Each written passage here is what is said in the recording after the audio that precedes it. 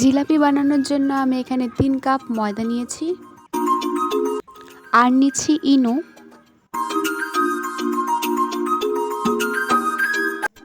এক চামচ সর্ষের তেল দিয়ে ভালো করে মেখে নিব। অল্প অল্প করে জল দিয়ে একটা ব্যাটার তৈরি করে নিব।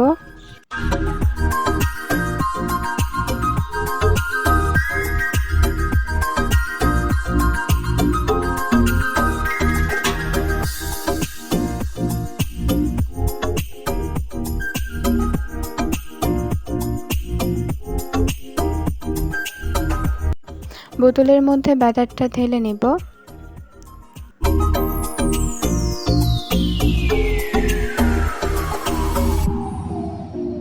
বোতলের মুখটাকে ফুটো করে নিব।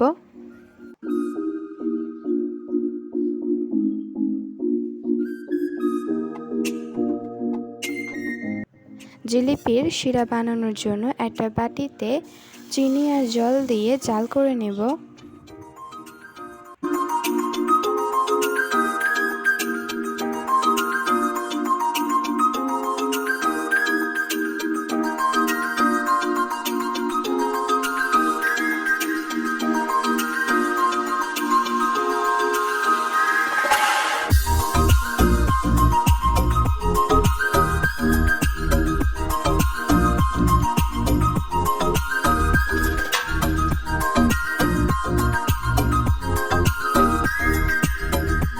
জিলিপি বানানো হয়ে গেলে শিরার মধ্যে জিলিপিগুলো দিয়ে উঠিয়ে নেব।